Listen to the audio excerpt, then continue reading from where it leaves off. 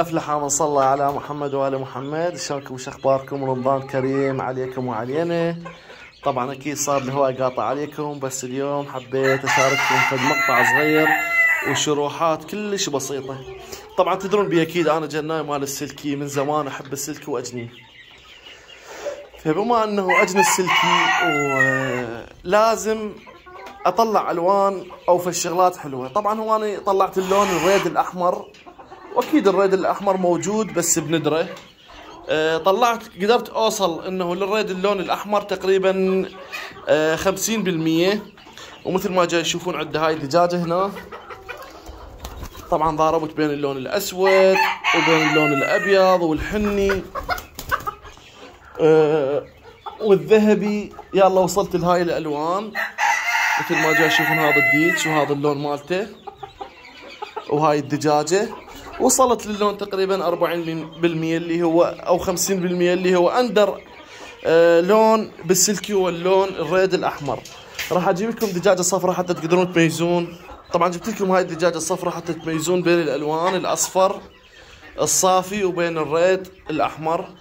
الى الله سهل وكتب لنا عمر وكتب عمر ذن الدجاجات الديتش والدجاجه ان شاء الله راح نوصل للريد الاحمر. طبعا هنا أنا عندي شويه بياض، هو مو بياض، احنا هسه بالتصوير نشوفه بياض، وهنا عندي سواد كلش هوايه. الى الله سهل الى طلعت عندي فد انتاج خلينا نقول 40 بيضه او 40 كتكوت، لابد من هذن 40 كتكوت متقاربات الالوان، يعني طاف اللون الاسود ويا اللون الابيض. وان شاء الله الموسم اللي يجي او اللي وراه راح انزل لكم اللون الريد الاحمر الصافي، يعني صافي لا بي سواد ولا ببياض، ومن النوادر. الى الله سهل وكتب لنا عمر. طبعا واكيد راح اضيف لهم في الشغلات والتلقيح للعلم. التلقيح اللي جاي اجريه على هاي الالوان تلقيح اصطناعي، يعني ما اخلي الديك يصعد الدجاجه. حتى مثلا اذا احتاجيت شويه من اللون الابيض راح اخذ من المني مالت هذا الديك واطفيه بلون شي قليل اضيف له من الابيض، راح يعتبر اكو تضارب بالجينات. شغله طويله ودوخ وحسابات فد شغلات، يعني انه انا اللي وصلت لهذا اللون بس ما تاقنها 100%. بس الى الله سهل ان شاء الله راح نوصل. وعندي هنا طلعت هذا هم شيء حلو، هذا شوفوه جنحان اثنين سود وهو ابيض، بقر يعتبر او مو بقر نسيت اسمه بالضبط. طبعا وهاي الامهات ولا ممتلكات، هاي الامايات. شوف هذا الديك يعني 1 على 1. ذاك عندي بعد هناك. طبعا هذا العلم بعده مخلف.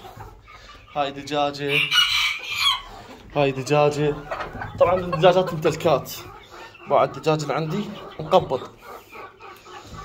اللهم صل على محمد. طبعا هذه من هنا شوفوا وجهه شلون مدمره، لانه المشرب صغير نضغط وجهي بلا المي. وهذا عندي الذهبي والابيض. طبعا اذب وياهم دائما الابيض على ما تطلع الدلوان كلش فاتحه. هاي الامايات اكيد. عندي الديوكه مزين، يعني مزين الشعر مالتهن. هذني مو اللون الزيراي، الزيراي عازلهم. هذني هم عندي بعدهم، هذني ما جهزات هذني مخاليف برا، هذول مخاليف. هذول عندي الذهبي عازلهم هنا، هذا اللون الذهبي. عندي الديك هذا مو شي وانما بي شوفون هذا الشعر الريش البي مو اصفر، العفو مو اسود، بس بي طخة سواد، يعني شلون صاير جوزي. هاي كلها مخاليف، ذيك مخاليف، هذيك مخاليف، ذيك صغار. هاي هنا أنا عند السيراما، بس لانه جاي بيضا باعوا ظهرني شلون صار شلون مكسور. عند هاي بين وحده معصر بيضه شوي راح اطلعها.